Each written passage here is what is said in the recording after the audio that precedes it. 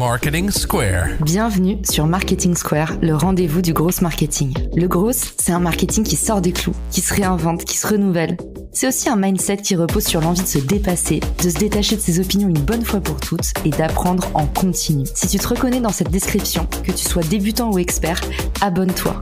Ce podcast va devenir ton meilleur allié. Cet épisode est rendu possible par AgoraPulse, la solution de référence des social media managers. Grâce à AgoraPulse, vous allez pouvoir gérer facilement tous vos réseaux sociaux au même endroit. Publication, programmation des posts, veille, collaboration, rapports personnalisés. Vous allez enfin pouvoir mesurer le retour sur investissement de vos réseaux sociaux. Et vous bénéficiez même d'une remise exclusive en tant qu'auditeur du podcast. Alors rendez-vous dans les ressources de l'épisode pour en savoir plus. Bonjour à tous et bienvenue dans ce nouvel épisode de Marketing Square. Aujourd'hui, je suis avec Aurélie Moulin, une de mes expertes Instagram préférées. Elle va nous dévoiler les nouveautés les plus attendues de 2023. Salut Aurélie, bienvenue dans le podcast. Hello Caroline, je suis heureuse d'être invitée dans Marketing Square pour la première fois. J'écoute régulièrement, tous les jours. Dès qu'il y a un nouvel épisode, dès que j'ai la notification, je vais écouter. Donc je suis heureuse d'être là. Et écoute, ces épisodes sur Instagram sont hyper plébiscités. Tout le monde me dit, mais on parle jamais d'Instagram dans Marketing Square. Instagram, il est un peu laissé pour compte. Là, ces dernières années, toute l'attention est autour de TikTok qui sort des nouveautés de façon beaucoup plus véloce. Aujourd'hui, on va montrer que Instagram, il est pas à la traîne. Et d'ailleurs, il y a encore pas mal de business à faire sur Instagram. Oui, bien sûr. Instagram, c'est 2 milliards d'utilisateurs dans le monde, donc c'est 2 fois plus que TikTok. Bien sûr, il est plus ancien, mais il bénéficie de son historique et le fait de sa notoriété. Sur Insta, on a une audience qui est hyper captive, qui est très active, des 25-45 ans. Donc c'est là où l'essentiel du business se fait. Quand on est une marque professionnelle, évidemment, on cherche des clients et c'est souvent dans ces âges-là qu'on va chercher des personnes qui sont prêtes à dépenser. Quand on communique sur TikTok, on a quand même une audience qui est beaucoup plus jeune, donc il n'a pas forcément d'argent à dépenser. Donc ça, c'est top. Pour du B2C, on est là et Insta est vraiment le réseau social qu'il ne faut surtout pas oublier, parce que de toute façon, c'est le réseau social leader aujourd'hui. Donc c'est aussi pour ça qu'on est là aujourd'hui. Et pour ceux qui t'écoutent, Aurélie, et qui disent quid du B2B, est-ce qu'on peut vendre à des entreprises en utilisant Instagram? Et si oui, comment? Est-ce que tu as un peu des exemples pour nous? J'ai un bon exemple, c'est Chanty Biscuits. Chanty Biscuits, c'est des biscuits personnalisés. Donc elle crée des biscuits et en gros, on peut personnaliser des biscuits pour n'importe quelle occasion, un mariage, un baptême, un anniversaire, n'importe quelle occasion. Et elle part du principe que, en fait, toutes les personnes qui sont clientes B2C sont aussi les personnes qui travaillent dans des entreprises et donc sont des personnes qui vont recommander à personnel qui est responsable des achats dans les boîtes, dire bah tiens, je connais cette marque, ça pourrait être pas mal pour notre prochain event, pour des cadeaux pour nos clients. Et donc en fait, l'essentiel du business de Chanty Biscuits, c'est du B2B. Pour autant, sa communication, elle est essentiellement sur Instagram, parce que si on regarde tous les réseaux sociaux, c'est essentiellement Insta sa com, et la com est principalement orientée B2C sur Insta. Donc c'est un très bon exemple à aller explorer. La raison principale pour laquelle, en fait, aujourd'hui, les gens, ils désertent un peu plus Instagram, c'est le fait que, en fait, ça me prenne beaucoup de temps de constituer une audience. Sur TikTok, tu peux péter du jour au lendemain. Pour autant, ça arrive très peu. Mais combien de temps il faut, Aurélie, pour se créer une audience sur Instagram? Là, j'ai vu, il y a Market Damp qui s'est lancé un challenge. Il a pris le compte d'un créateur de contenu qui avait pas beaucoup de followers. Il a dit, je te fais péter ton compte en 1 mois. Info ou intox? Qu'est-ce que t'en penses, toi, au vu de la réalité du marché que tu côtoies tous les jours? Alors c'est vrai que sur Instagram, c'est nettement plus lent que sur TikTok. C'est un des gros problèmes et c'est ce qui fait aussi que beaucoup de gens sont partis sur TikTok ou en tout cas ont essayé l'aventure TikTok en se disant Insta c'est mort. C'est très lent parce que Instagram le sait, ils sont très mauvais au niveau de la recommandation de contenu. Enfin si on démarre aujourd'hui versus on a démarré il y a 2 ans, forcément on va encore plus ramer. Mais pour autant, ce qui est intéressant, c'est que maintenant on a aussi des connaissances qu'on n'avait pas il y a 2 ans. Il y a beaucoup d'experts Instagram, dont j'en fais partie, mais il n'y a pas que moi, qui vont être là pour dire si vous voulez cartonner, il faut vraiment miser sur ça et arrêter de perdre du temps à faire d'autres choses. Combien de temps on met pour exposer? Ça dépend juste de combien de temps est-ce qu'on est prêt à investir en fait. Combien de temps, combien d'argent aussi, parce que si on a un peu de budget pour faire de l'influence, pour faire de la publicité, évidemment que ça ira plus vite. Donc c'est forcément en corrélation avec le temps, le budget qu'on est prêt à dédier à Insta, et puis aussi combien de contenu on va créer. Si on publie 2 posts par jour pendant 3 mois, forcément qu'on ira plus vite que si on publie qu'un post tous les 3 jours. C'est forcément en rapport avec l'énergie qu'on va déployer pour exister. Pour autant, effectivement, sur TikTok, c'est plus rapide, mais on n'a pas du tout le même type d'audience. Donc, qu'est-ce qu'on veut en fait? Est-ce qu'on veut des gens qui créent une vraie communauté, de gens qui sont abonnés, qui nous suivent vraiment, qui voient nos contenus, ou est-ce qu'on veut juste afficher des chiffres et être dans tous ces vanity metrics qui font j'ai X abonnés sur TikTok, et en fait c'est pas du tout la même chose. Ce qu'on appelle dans le jargon la stickiness, c'est-à-dire en fait à quel point tu fais de la rétention d'audience. Donc oui, TikTok comme d'habitude surdélivre sur l'acquisition, ça va très vite de se faire de la preuve sociale avec un beau nombre d'abonnés, ça va très vite de percer avec une vidéo. Par contre, un petit peu plus délicat pour générer du lead ou générer vraiment de l'attachement, parce que c'est ce que fait très bien TikTok, c'est très difficile de sortir de la plateforme. Donc pour tous ceux qui veulent en profiter pour faire de la promotion externe, c'est un peu le plafond de verre qui se pose sur TikTok. Tu nous as mentionné un peu la vélocité de production, c'est une question qui revient souvent aussi, Aurélie. LinkedIn par exemple a pris le choix de pénaliser le trop de contenu, donc la vélocité n'est pas récompensée. D'autres plateformes, je pense notamment à YouTube, ont fait le même choix. Quid de Instagram? C'est quoi la bonne fréquence pour poster? Est-ce qu'il y a un bon rythme? Un bon rythme, c'est une fois par jour sur le feed. Donc un post du feed, c'est un post soit photo, carrousel ou reels. Et puis une présence quotidienne aussi en stories, c'est indispensable parce que les gens qui regardent les stories sont d'autres types de personnes. C'est une audience beaucoup plus petite, environ 10% de nos abonnés vont regarder les stories, mais par contre ce sont des gens qui sont beaucoup plus fidèles. Donc l'essentiel de nos clients sont dans les stories. Une présence quotidienne, c'est hautement recommandé. Si on peut pas, on essaie une fois tous les 2 jours, une fois tous les 3 jours, mais si on peut, autant être présent tous les jours. Il n'y a pas pour autant de pénalité à publier plusieurs fois par jour. Il y a énormément de marques, les plus grandes marques, si on va regarder des Sephora, des gens comme ça, qui vont publier 3 ou 4 fois par jour, des médias qui vont publier, alors là, beaucoup plus, 5, 6, 7, voire 8 fois par jour. Il n'y a pas de pénalité. Il y a toujours, plus on publie, plus on multiplie les chances, en fait. Et plus la courbe d'apprentissage est élevée, parce que c'est l'avantage de ces challenges sur les réseaux sociaux, c'est que vous allez aussi apprendre en accéléré. Donc plus fort vous y mettez, plus tôt vous avez des chances de craquer le truc. Et effectivement, la création de contenu, c'est une question de terrain, de pratique. C'est très très rare ceux qui percent comme ça du jour au lendemain, qui avaient un talent inné. Pour beaucoup, ils se sont beaucoup entraînés, ils ont beaucoup produit. Et d'ailleurs, c'est quoi les nouveautés Instagram que tout le monde attend en 2023 grâce à cet épisode? On va pouvoir les anticiper et on va pouvoir comprendre en fait comment les optimiser. Puis tu nous as même fait un cadeau. Normalement, il y en avait 5 et il y en a une bonus qui va vraiment changer le game sur Instagram. Dans les fonctionnalités qui sont les plus attendues, il y a 2 fonctionnalités natives, des choses qui sont dans l'application, parce qu'on peut utiliser Instagram via des outils tiers ou sur la version web, mais dans l'application, il y a une chose qui était hyper attendue, c'est la programmation de posts. Alors ça peut paraître fou, mais ça n'existait pas sur Insta avant, il y a quelques semaines. C'est déjà arrivé pour 2 types de contenus, les posts du feed et les reels. Donc on peut maintenant programmer des posts dans l'application Instagram. Voilà, c'est juste un truc de base lambda que ça fait 12 ans qu'on attend, qui est enfin arrivé. Ce qui manque encore, c'est la programmation des stories. Et ça, c'est hyper attendu. Pourquoi? Parce qu'en fait, aujourd'hui, si on passe par un outil externe pour programmer des stories, le truc qui se passe, c'est que les stickers qu'on va utiliser ne seront pas interactifs. Et ça sert à rien, en fait, de mettre des stickers si on peut pas cliquer dessus et un sondage, une question, même un sticker lien, ça sera pas cliquable. Donc, si on veut programmer des stories aujourd'hui par le biais d'autre chose que l'outil natif d'Insta, mais qui est sur le web, ça marche pas. Le fait de pouvoir programmer des stories et un petit tips, du coup, pourquoi ça va être hyper intéressant, c'est parce qu'en fait, une story, pour qu'elle soit le plus vue possible, donc il y a plein de choses qu'il faut prendre en compte, mettre des stickers d'interaction, que ce soit intéressant, tout ça, mais c'est l'heure de programmation qui est hyper importante. Moi, si je regarde mes stories qui ont été les plus vues, c'est celles qui sont publiées le plus tôt le matin. Je suis plutôt sujette à l'insomnie, donc je peux publier des stories à 4h ou 5h du matin, et bien, crois-moi si tu veux, mais ce sont celles-ci qui ont fait le plus de vues, parce que en fait, les gens ont toute la journée pour les regarder. Et donc, du coup, plus on publie tôt, mieux c'est. Donc c'est là où ça va être génial de pouvoir programmer des stories en plus interactives. Donc si en plus sur la première story du jour publiée à 5-6 heures du matin, il y a un sticker sondage, là on va tout cartonner. C'est génial en fait de se dire on va pouvoir enfin programmer des stories avec des stickers interactifs et on attend ça avec impatience. Donc c'est pour 2023 et voilà, vivement que ça arrive. Écoute, LinkedIn et Instagram ont dû enfin se parler, ils ont dû s'appeler parce que figure-toi qu'on peut aussi, là, depuis 1 mois et demi, programmer ses posts LinkedIn. Et pareil, tout le monde attendait cette nouveauté, surtout que LinkedIn, c'est forcément le réseau social des professionnels. Donc, c'est les gens qui n'ont pas le temps, par définition, qui disent « Ah ben, c'est pas mon métier, je suis pas community manager. » Donc, en fait, forcément, pour eux, ça va changer la donne de plus être esclaves,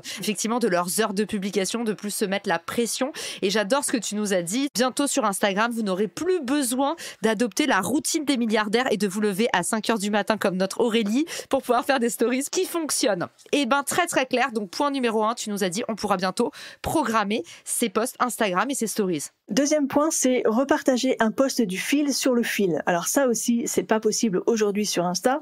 Et si on veut le faire, on est obligé de passer par une application externe qui n'est pas autorisée par Instagram. Parce qu'aujourd'hui, ce qu'il faut savoir, c'est qu'Instagram est contre ça. Il est contre le repartage de contenu. Déjà, on peut repartager un post dans une story ou repartager une story dans une story quand on est mentionné. Mais Instagram n'est pas pour ça. Pourquoi ? Parce que Instagram veut privilégier l'originalité du contenu. Le contenu original, c'est un point clé. Ce qu'il veut, lui, c'est qu'à chaque fois qu'on est sur Instagram, on découvre à chaque fois des nouveaux contenus. Il ne veut pas qu'on revoie toujours éternellement les mêmes contenus. Aujourd'hui, sur Insta, on n'a pas comme sur LinkedIn. Sur LinkedIn, on peut voir plusieurs fois un même post. Si plusieurs personnes de notre entourage a interagi avec un même post, on va le revoir, ce post. Sur Instagram, ça n'existe pas. Sauf si les mêmes personnes vont repartager un même post dans les stories. Mais ça, il déteste. Il n'aime pas ça, à tel point que les posts de repartage en stories ont une portée beaucoup plus faible, en fait. Là aussi, regardez vos stats. Si on repartage, on a moins de vues. Il y a une petite anecdote aussi qui est assez intéressante par rapport à ça, qui explique aussi pourquoi Instagram ne veut pas qu'on puisse repartager un post du fil sur le fil, mais pourtant il va le faire parce que tout le monde se plaint, et comme tout le monde se plaint, ils finissent toujours par sortir des trucs. Quand il s'est passé le premier grand mouvement des Black Lives Matter, il y a eu un moment où, pour dire qu'on protestait et qu'on participait au mouvement, on partageait tous un post noir. Donc c'était juste une photo noire, il n'y avait rien dessus. Et quand tout le monde s'est mis à faire ça, Instagram a reçu beaucoup de plaintes de gens qui disaient en fait je vois rien, les posts ils s'affichent pas, tout est noir, qu'est-ce qui se passe ? C'est exactement ça qu'il ne veut pas, c'est que tout le monde voit les mêmes posts.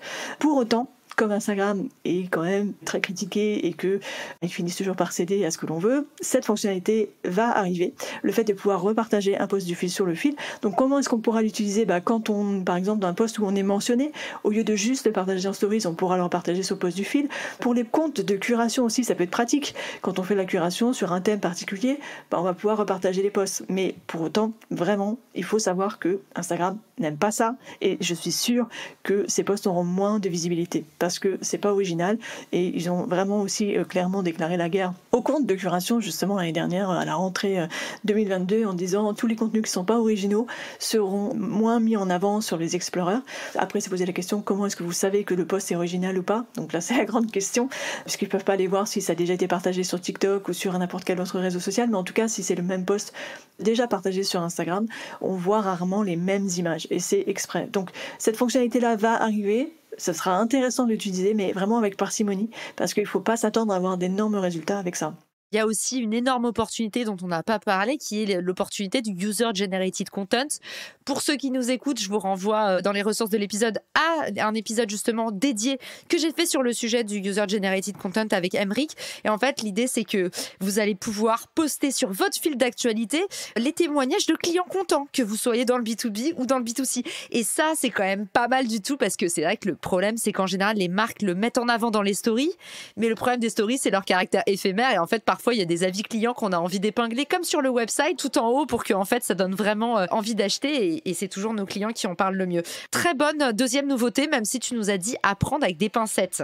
Donc après, dans les fonctionnalités, il y a des fonctionnalités plus créatives. Donc là, ce sont des choses qui arrivent et qu'on n'attend pas forcément.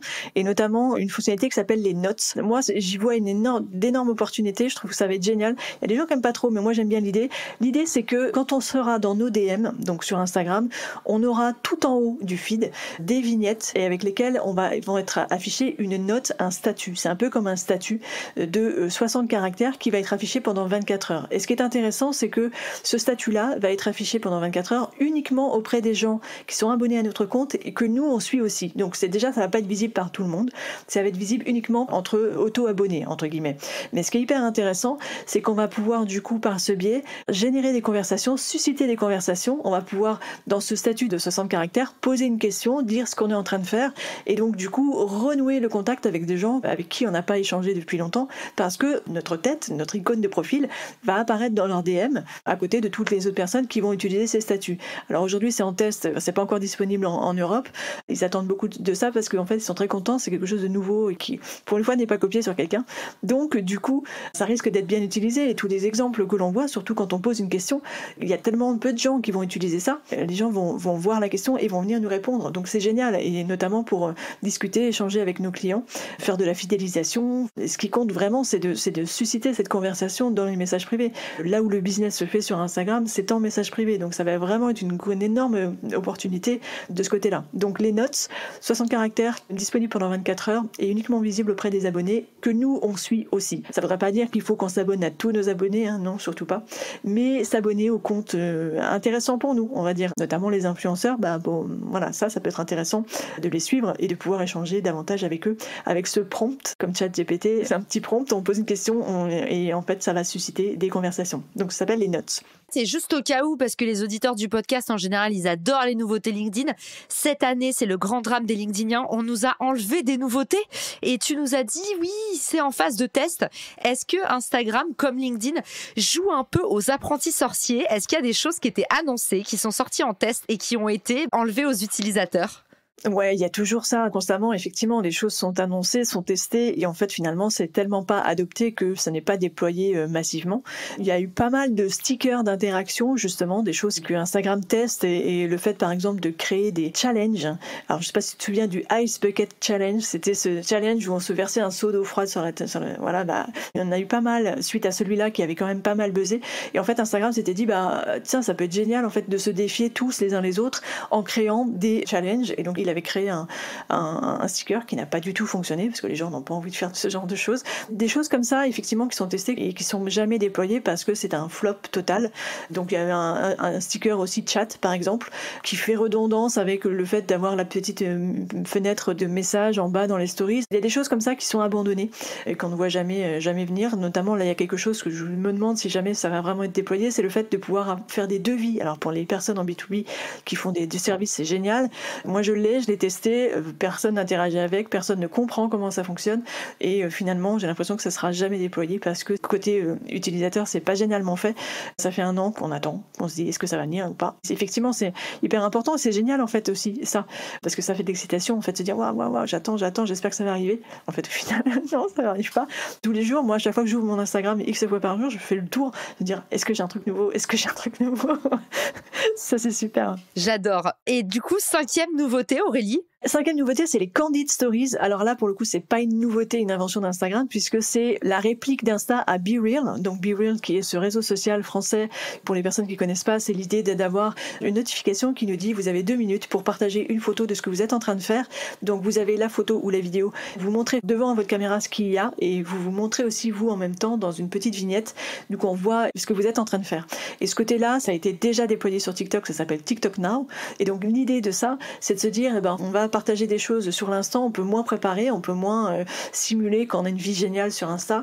Et l'avantage en fait de ce truc, c'est de se dire on est tellement curieux qu'on veut voir ce que les autres font, mais si on veut voir ce que les autres font, on est obligé nous d'abord de partager. Et ça pour le coup c'est génial parce que ça joue sur la curiosité malsaine ou pas, en tout cas le côté voyeur que l'on peut avoir quand on regarde la vie des gens sur Insta, et ça oblige nous-mêmes à participer, à créer du contenu. Et ça fait partie des priorités 2023 d'Instagram, qui est d'encourager les gens à la création de contenu, parce que c'est un énorme problème qu'on a sur tous les réseaux. Il y a 99% de gens qui sont des viewers, qui sont des lurkers, et il y en a 1% qui sont des créateurs de contenu. Et donc Instagram veut vraiment engager les gens dans la création de contenu, et ce truc-là, rien que par cette petite astuce de se dire si je veux voir ce que les autres font, moi je suis obligé de partager. Le FOMO, en fait, Fear of Missing Out, de qu'est-ce que je suis en train de rater, que, en fait, je veux absolument voir ce qu'ils font. Alors, ça met du temps à arriver. Pour l'instant, c'est en test en Afrique du Sud, mais c'est pas déployé encore ailleurs. Alors que TikTok Now est déjà déployé quand même déjà depuis quelques mois. Moi, j'attends ça avec impatience, en fait, de me dire qu'est-ce que ça va donner et est-ce que je vais vraiment avoir envie de jouer le jeu tous les jours, à chaque fois. Et puis en plus, on choisit pas l'heure à laquelle on va recevoir cette notification. Ça peut être à 6h du matin, ça peut être à 8h du soir. Quand on est un pro, d'avoir ça peut être génial de jouer sur la curiosité pour montrer des choses rares, exclusives, pour renforcer l'addiction à la marque en fait, et de montrer l'envers du décor, mais encore plus exclusif que les stories. Ouais, et même l'authenticité, en fait, un truc qu'on demande tout le temps aux marques, justement, arrêtez de nous montrer sans arrêt des choses qui sont parfaites, montrez-nous la réalité. Et on arrive déjà à la dernière fonctionnalité, et non des moindres, puisque c'est celle où il va y avoir le plus de grosses opportunités, que ce soit pour le B2C ou même pour le B2B et même pour les infopreneurs qui nous écoutent et qui sont présents en masse sur Instagram. Alors, c'est la Creator Marketplace. En gros, c'est l'endroit où on va pouvoir aller trouver des influenceurs, donc des créateurs de contenu pour travailler avec nous. C'est une marketplace. En gros, on va pouvoir aller rechercher avec des champs de recherche intéressants. Et aussi là où nous, en tant que marque, ou les créateurs de contenu vont pouvoir aussi dire, bah tiens, toi, telle marque, je t'aime bien, je t'adore. Regarde, je suis intéressé par toi. Est-ce que tu veux bien me considérer pour tes prochaines campagnes? Ou inversement, en tant que marque, on va pouvoir les contacter par ce biais-là. Donc en fait, il y aura une messagerie spécifique pour les échanges entre marques et créateurs de contenu. Ça, c'est génial parce qu'aujourd'hui, l'un des plus gros problèmes que l'on a quand on veut travailler avec des influenceurs, c'est qu'on n'arrive pas à les joindre. Ils ne voient pas, ils ont tellement de masse de messages privés qu'ils ne voient pas ces messages. Et en plus, en mail, c'est aussi compliqué. On reçoit des centaines de mails par jour, donc on n'est pas visible. Ça, c'est la Creator Marketplace. Et il va y avoir aussi la Creator Portfolio. Donc, c'est le CV du créateur qui va pouvoir donc mettre en avant ses meilleures campagnes, mettre en avant ses chiffres d'audience, etc. Instagram est en train vraiment d'orienter toutes ces stratégies, mais vraiment beaucoup autour des créateurs de contenu. On sait que c'est vraiment le truc de TikTok aussi. Donc, est-ce que c'est une tendance qu'Instagram copie ou est-ce que c'est une tendance mondiale qui fait qu'on va tous vers les créateurs de contenu plutôt que les professionnels? Je vois quand même que, grosso modo, beaucoup de nouveautés et beaucoup de travail qui sont faits, toutes les choses qui sont faites par Instagram sont vraiment beaucoup orientées autour des créateurs de contenu. Donc, c'est peut-être un peu dommage pour les professionnels parce qu'il se passe des choses qui vont pas assez vite, en fait, côté pro, mais donc, de toute façon, les pros, il faut absolument les utiliser pour mettre en avant, faire connaître notre marque et tout ça, donc c'est tant mieux pour tout le monde. Mais donc la Creator Marketplace, je l'ai sur un de mes comptes, donc j'ai pu la tester, je peux l'utiliser. On n'est pas d'un niveau d'un outil comme Favicon par exemple, qui permet de filtrer, d'aller regarder, d'aller chercher des influenceurs en ayant une quinzaine ou une vingtaine de champs de recherche spécifiques. C'est pas de ce niveau-là, il n'y a que 3 niveaux de recherche, c'est pas encore très évolué, mais quand même, le fait d'avoir cette inbox dédiée, ça va quand même tout changer. Ça, franchement, c'est génial, c'est hyper attendu par tous les acteurs. Alors, nettement moins pour les utilisateurs lambda, mais pour les pros et pour les créateurs de contenu, là, ça va vraiment être un énorme game changer cette année. Bel élan pour l'économie des créateurs, comme on dit, et le fait qu'effectivement, on peut tous devenir créateurs maintenant, mais quand il va falloir se marketer, quand il va falloir se vendre, quand il faut aller négocier des partenariats avec les marques, c'est quand même une énorme douleur chez les créateurs, et c'est très drôle parce que je suis ravie que ce mouvement-là arrive et qu'on simplifie enfin les échanges entre marques et créateurs. Il y a non seulement une frontière en fait technique qui est qu'aujourd'hui, tu l'as dit, c'est du tout venant. Les boîtes Instagram, elles débordent. Tu sais jamais s'il y a une opportunité ou pas. Donc déjà, c'est difficile. Il y avait pas de marketplace qui mettait en commun les créateurs et les opportunités des marques au moment où elles arrivaient. Et deuxièmement, il y a des codes à connaître. Qu'est-ce que tu montres quand tu parles avec une marque? Comment tu peux fixer ton prix? Et moi, c'est justement autour de ça que j'ai lancé Richmaker, mon outil, et que j'ai lancé un outil qui s'appelle le Rich Calculator, parce que toute la journée, j'ai des amis qui me demandaient, mais Caro, si je fais un partenariat avec telle marque, si telle marque sponsorise mon podcast, si je fais un post LinkedIn sponsorisé, combien je peux le vendre? Et en fait, il y avait vraiment, tu vois, un nuage de fumée autour du pricing, des partenariats entre marques et créateurs. Et j'y crois très très fort au fait que maintenant, au lieu d'aller bêtement acheter de la pub, on va pouvoir passer par les créateurs, et j'ai trop hâte que l'argent il soit mieux distribué, un peu moins qu'il parte dans les régies publicitaires et un peu plus dans la poche des créateurs et dans l'économie de la passion, comme on l'appelle en anglais, la passion economy. On est vraiment au début de cette économie. Ça ne pourra être que mieux. Donc, si on a des outils qui nous aident à aller plus facilement être en contact avec ces gens, ce sera génial. Et toi, tu as un podcast en plus. Et tu vois, le besoin que j'ai le plus sur Richmaker, c'est des entrepreneurs qui veulent être invités dans des podcasts ou des agences de presse qui vont, pour leurs clients, chercher à se faire inviter dans les podcasts. Donc, je pense que sur le podcast aussi, pour ceux qui nous écoutent, ça va être une vraie opportunité pour les créateurs d'aller faire du placement invité. Vous n'êtes pas obligé de faire payer vos invités, mais déjà, ça vous permet de travailler un petit peu votre carnet d'adresses et aussi de trouver des sponsors auprès de marques partenaires qui viennent en profiter pour parler de leurs produits. D'ailleurs, en parlant de commerce, on a quand même une dernière nouveauté, Aurélie, dont on n'a pas parlé, et non des moindres. Ouais, on attend cette nouveauté. Alors, on croise les doigts très très fort pour 2023. J'appelle ça un peu l'arlésienne, c'est-à-dire le truc dont on parle, qui existe et qui n'arrive pas chez nous. C'est Instagram Checkout. Donc, c'est quoi le checkout? C'est le fait de pouvoir acheter dans une boutique sur Instagram Instagram tout en restant sur Instagram. Aujourd'hui, on a Instagram Shopping, on a Facebook Shopping. C'est l'équivalent de notre boutique en ligne. On a un site web, imaginons un Shopify, et on a la possibilité de créer, quand on a un Shopify, une boutique sur Instagram, ça s'appelle Instagram Shopping, mais c'est pas vraiment une shopping, c'est juste une fiche produit. On a un lien qui nous redirige vers la fiche produit sur notre site web. Donc ça, en fait, en gros, tout ce que les gens me disent, et toutes les marques, et même les plus grandes marques me disent, ça ne sert à rien. On fait jamais de vente par ce biais-là. Pourquoi ? Parce qu'en fait, c'est compliqué. On est sur Instagram, on clique sur ce petit lien, on est redirigé à l'extérieur vers le site web, mais on est dans le navigateur déjà Instagram, on n'est pas sur un navigateur classique. Si on veut acheter, bon, certes, on est sur la bonne page, mais il faut se créer un compte sur ce compte marchand, il faut créer compte, il faut renseigner sa carte de crédit, son adresse de livraison, son adresse de facturation. Ça prend rien que de prendre 5 minutes pour faire une commande, on perd la moitié, les 3/4, peut-être même beaucoup plus que ça. Donc la friction, elle est énorme. On perd du temps entre le moment où on se dit bah tiens, ça c'est intéressant, ça m'intéresse. Le temps que j'arrive sur le site web pour l'acheter, j'ai autre chose à faire, j'ai pas le temps, je suis dans le métro, je suis dans le lit, je suis feignante, j'ai pas envie. Là, checkout, c'est juste, je vois le produit, je l'ajoute à mon panier, je fais OK, je le commande et c'est tout. On a dans Instagram la possibilité de renseigner notre carte de crédit, on a renseigné notre adresse de livraison et en 2 clics, on achète. Donc ça s'appelle checkout. Cette fonctionnalité qui est disponible aujourd'hui pour tous les marchands aux États-Unis. Instagram prend au passage une commission de 5% du montant du panier. Donc évidemment, ça dépend de combien on fait de ventes, mais il faut regarder en fait si par ce biais on fait beaucoup plus de ventes qu'avant. Il faudra juste comparer. Donc 5% de commission sur le montant du panier, ou alors si c'est un panier de moins de 8 €, Instagram prendra une commission de 40 centimes. Le prix à payer, en fait, c'est pas tant l'argent qu'on va redistribuer à Instagram, c'est le fait que Instagram ne nous donne pas l'adresse email du client. Et ça, c'est une valeur quand même inestimable. Tu en as parlé X fois dans ton podcast. Il faut absolument qu'on récupère les adresses email de nos prospects et de nos clients. Et ça, pour le coup, pour les gens qui auront une boutique sur Instagram via checkout, eh ben en fait, on n'aura pas la possibilité de communiquer de nouveau avec ces clients-là. Donc ça, c'est un souci. Et c'est ce qui fait qu'aux États-Unis, le succès est ambivalent. C'est-à-dire qu'il y a beaucoup de marques qui l'ont testé dès le début et qui l'ont pratiqué et qui ont aimé parce que ça faisait énormément de chiffre d'affaires, parce que les ventes se font facilement, en fait, en 2 clics. On se rend même pas compte qu'on a acheté, quoi. Comme Apple Pay, quoi. Tu vois bien que plus tu enlèves de la friction, plus le panier devient fréquent. Voilà, et donc c'est exactement ça, sauf que il y a beaucoup de marques qui en sont revenues parce qu'elles se disaient, mais en fait on perd une donnée inestimable, c'est la possibilité de faire en sorte que ces gens vont acheter de nouveau, parce que communiquer avec eux tout le temps, recevoir des newsletters de la part de marques auprès desquelles on a acheté, ben on sait bien que c'est ce qui fidélise et ce qui fait que les gens vont réacheter. Donc ça, c'est quelque chose qui est cher payé, mais quand même ça vaut le coup qu'on teste. Et donc aujourd'hui on n'a pas l'occasion de tester puisque ce n'est que pour les marchands qui sont aux États-Unis, et on attend ce truc depuis juin 2020, donc ça fait longtemps qu'on attend et en fait on espère que c'est pour cette année. Testons, qu'est-ce que ça donne? Est-ce que ça génère vraiment tant de chiffre d'affaires de plus que ça? Je pense que oui. Et après, comment est-ce qu'on fait pour récupérer l'adresse email de nos abonnés Instagram? Voilà, il y a toute une autre stratégie à mettre en place, mais ça aussi c'est possible quand même, de mettre en avant des freebies, des newsletters, faire en sorte que les gens s'abonnent, quoi, laisser les adresses email. Mais donc cette arlésienne-là, on espère que cette année, on la verra vraiment. Le social commerce, il y a des vrais enjeux. YouTube est aussi au taquet sur les mêmes fonctionnalités. Tu vas pouvoir acheter depuis tes shorts YouTube. Je ne parle pas du vêtement, bien entendu, mais du nouveau format lancé par YouTube.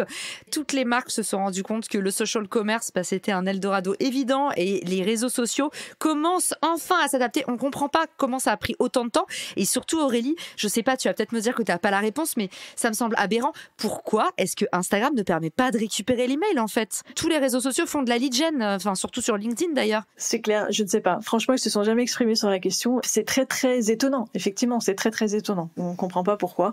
Peut-être pour garder un peu de pouvoir et de garder le fait qu'on ne peut pas s'en passer, quoi. C'est peut-être ça. Comme le fait de ne pas avoir de lien sortant. Alors maintenant, on a des liens sortants sur Insta, mais sur TikTok, on n'a pas de lien sortant, à moins d'avoir au moins 10 000 abonnés. Sur Insta, maintenant, on a quand même le lien sortant dans la bio et dans les stories. Mais bon, pendant longtemps, c'était quand même... c'était pas avant d'avoir 10 000 abonnés aussi, donc. Ouais, étonnant, et d'autant plus au vu du profit potentiel pour Instagram à bypasser tous les gros acteurs, les Shopify, les Magento, devenir une plateforme e-commerce, ça semble aberrant qu'ils aient pas en tête de précipiter l'adoption avec un truc aussi innocent que laisser les emails des autres, tu vois. Donc est-ce que c'est pour protéger l'expérience utilisateur? Est-ce que c'est pour se mettre Apple dans la poche parce que les apps, elles sont potentiellement influencés par des Apple qui disent de plus en plus tu peux cacher tes emails, qui font la guerre justement pour la protection des données.